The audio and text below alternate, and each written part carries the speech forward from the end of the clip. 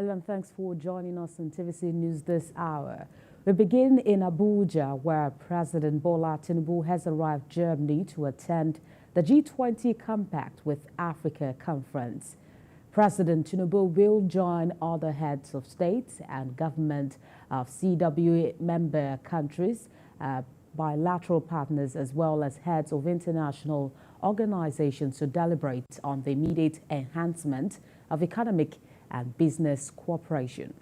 The conference aims to outline concrete measures to boost investment in critical areas such as the energy, trade, infrastructure, new technologies, amongst others. The G20 CWA conference will be taking place alongside the 4th G20 Investment Summit co-hosted by the German government and German Business Association. President Bola Tinubu will use the occasion to sustain the drive to attract foreign direct investment in Nigeria as he leads the country's delegation to participate in the investment summits.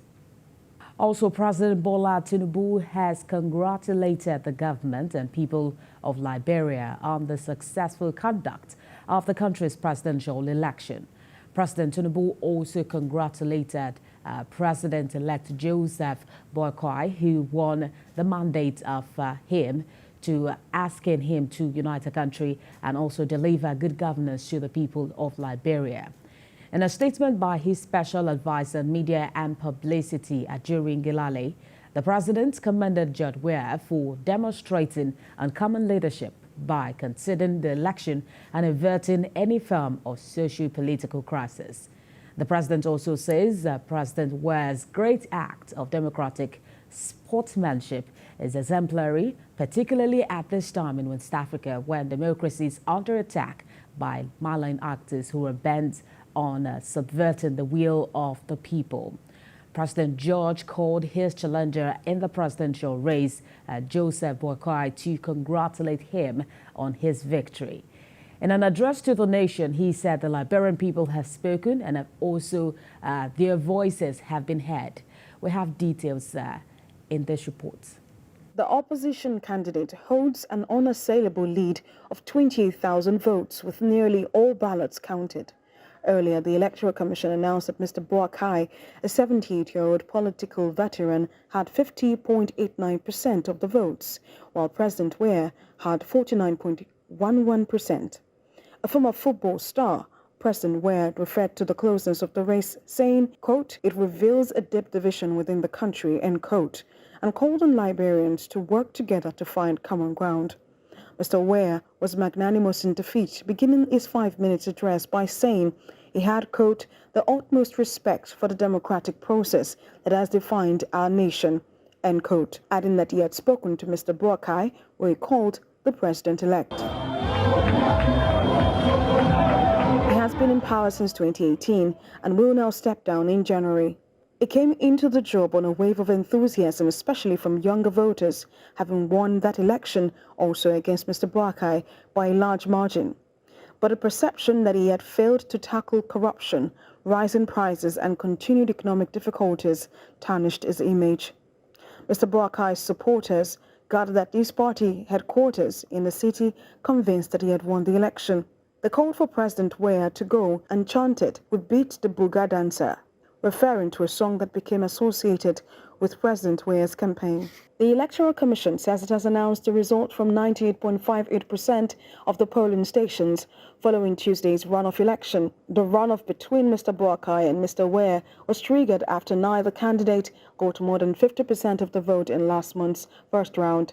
There were 18 other candidates. In that vote, the president got the largest share and was just 7,000 votes ahead of Mr. Boakai. Issue of corruption in government and amongst the ruling class has been a cause of concern for many Nigerians.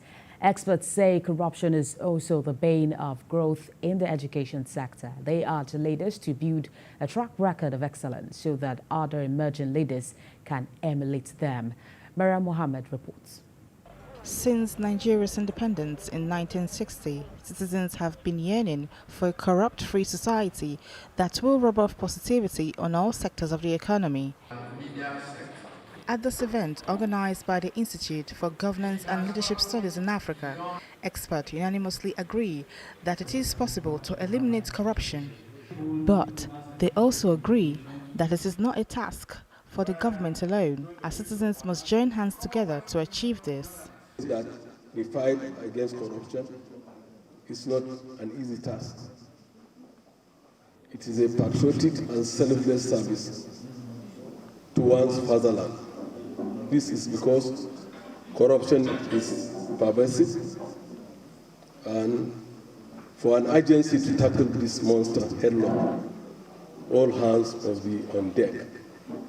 I essentially think that we are born to be corrupt. It is not so. In all parts of the world, all kinds of people, everywhere, where the laws are weak, where the institutions are weak, they take advantage of situations, to get away with decisions. Can only be fought beyond the issue of enforcement. Our current focus on enforcement, good enough. But for us to fight corruption long term, we have to win the minds of the young ones. And I always say that one of the best ways is to promote education, awareness of people about the danger and the consequence of corruption. The experts also call on journalists to play their role in sensitizing Nigerians against corruption. Outstanding Nigerians were given awards for their performances as leaders in various sectors. Nigerians are encouraged to work together as one entity in order to achieve development and also ensure the renewed hope agenda set up by President Bola Ahmed Tinubu is achieved. Maria Mohammed, TVC News, Abuja. National Corp members have been urged to embrace skill acquisition and entrepreneurship development as white-collar jobs are not readily available again. The state coordinator, NYSC in Benue, Dankaro Ashumate, made the call while addressing the 2023 Batch C Stream 1 car members in Wanune orientation camp. Maiwa Ukwato reports. The National Bureau of Statistics reported that Nigerians' unemployment rate was at 5.3% in the fourth quarter of 2022 and 4.1% in the first quarter of this year. This is based on the new Nigerian Labor Force Survey.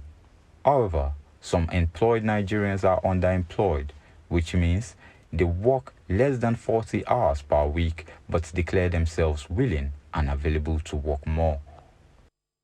Skill Acquisition and Entrepreneurship Development is believed to be an escape from unemployment as it's designed to expose Nigerian youths to entrepreneurship. The state coordinator of NYSC in Benue advises Youth Corps members to change their mindset and begin to learn from the SAED activities so that they can start up businesses after service. You can imagine within these 9 days, they are producing what it's unbelievable that they can learn within 9 days. You see, one thing we believe that as a graduate, if they mean to do something, within short period they will be able to understand the skill and start producing. Youth Corps members were trained in 5 different skill sets, namely leatherwork, barbing, fashion and design, hairstyling and makeup, and agric business. With skills learnt, they express readiness to be employers of labor. I can see that, yes, I can make money from this. So I will urge one of my female core members to put interest in hair cutting because it's lucrative. And as I'm living here, I'm going to put it into practice. And I came to see, because I was just imagining that snail farming is very expensive. But in the course of the studies, I learned that it's not. You can use little amount of money and start up snail farming. This skill acquisition and entrepreneurship development is a 9-day income training. And with more professionals and skilled hands on deck, the economy will generate more productive jobs and meaningful works that can sustain households and lift many out of poverty. Mayowa Ukwato, TVC News. The Edo State's Governor, Godwin Obaseki, says to run an effective government in this 21st century, digital technology and adequate power must be deployed, as he revealed that Edo, Delta, Ekiti, and Ondo State are looking to reorganize the Benin Electricity Distribution Company for better delivery. The governor stated this while delivering the keynote address at the Executive Council retreat in Asaba. Ikena Amici has more. It is a week-long retreat for members of the Delta State Executive Council and management staff of ministries, departments and agencies to inculcate in them the 4-point agenda of the Sheriff Oborowori administration. Speaker after speaker harped on how to deliver good governance to the people. The keynote speaker is the Edo State Governor. For us to change, we have to understand that it has to be digital. Anything else is not going to work. You cannot run an analog system in the digital world. Just as you are building roads, physical roads, be building fiber. The second key infrastructure you need for digital, which you also need for the economic development pillar, is electricity. For Governor Sheriff Oborowori, his administration is committed to excellence and pragmatic governance. This administration is process-driven, result-oriented, and excellence-inclined. Indeed, we are poised to advance the state into an era that will accelerate the realization of its full potentials through a more agenda. Participants are positive on the impact of the retreat will have on their performance going forward. What we came here to learn is how each ministry will build its mandate around this more agenda to realize the promises and to fulfill the promises that His Excellency gave to Deltans when he went about campaigning. One of the key things I have learned is that there's a new model that measures the outcomes of inputs that we put into our processes. The 4-point agenda of this administration is christened More Agenda and is geared towards advancing Delta State in all facets. Ikenna Amechi, TVC News, Asaba.